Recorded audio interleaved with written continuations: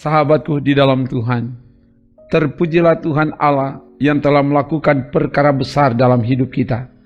Dia selalu menyertai dan menuntun kita dengan firman-Nya. Karena itu, mari siapkan waktu kita beribadah, menyembah, memuji, dan melayani Dia lebih sungguh lagi.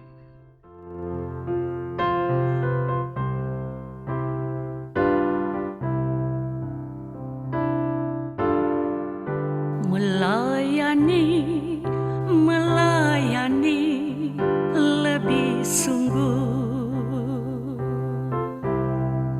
melayani lebih sungguh.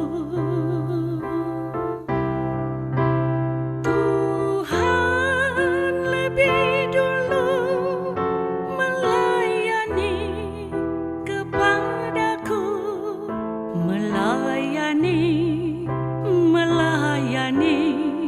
lebih sungguh, melayani lebih sungguh, melayani lebih sungguh.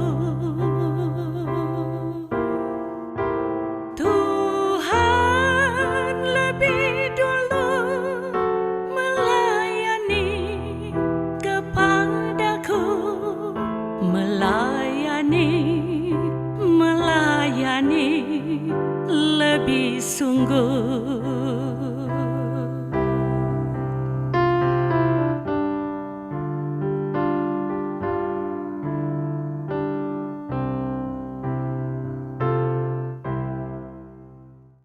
Pujian tadi mendorong kita untuk melayani Tuhan lebih sungguh, dan karena itu mari kita membaca dan merenungkan firman Tuhan. Sebelum itu mari berdoa. Ya Bapa, tuntunlah kami di jalan kebenaran-Mu berdasar pada firman yang akan kami baca renungkan saat ini. Semua yang mengikuti pelayanan firman ini dimanapun berada diberkati Tuhan. Ke dalam kuasa-Mu hamba serahkan dalam nama Tuhan Yesus. Haleluya. Amin.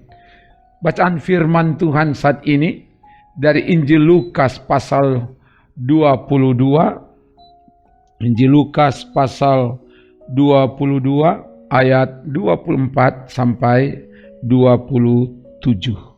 Begini dikatakan, terjadilah juga pertengkaran di antara murid-murid Yesus. Siapakah yang dapat dianggap terbesar di antara mereka? Yesus berkata kepada mereka, raja-raja bangsa-bangsa memerintah rakyat mereka, dan orang-orang yang menjalankan kuasa atas mereka disebut pelindung-pelindung. Tetapi kamu tidaklah demikian, melainkan yang terbesar di antara kamu hendaklah menjadi sebagai yang paling muda, dan pemimpin sebagai pelayan. Sebab siapakah yang lebih besar, yang duduk makan atau yang melayani? Bukankah dia yang duduk makan, tetapi aku ada di tengah-tengah kamu sebagai pelayan. Demikian firman Tuhan. Sahabatku di dalam Tuhan, bagian firman ini mengkisahkan tentang adanya pertengkaran di antara murid Yesus soal posisi, kedudukan, siapa yang terbesar di antara mereka. Ayat 24. Para murid rupanya berupaya untuk merebut, mendapatkan posisi yang lebih terhormat, lebih berharga dan lebih penting dari yang lain, sehingga terjadi pertengkaran. Hal ini tidak sejalan dengan hakikat keterpanggilan mereka untuk menjadi murid Yesus. Karena itu, Yesus meluruskan pemahaman para murid dan menggiring mereka pada konsep yang benar, meskipun sangat kontras dengan konsep mereka.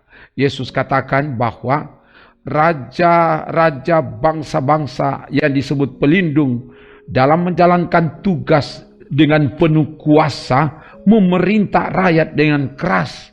Tetapi para murid Yesus tidaklah demikian.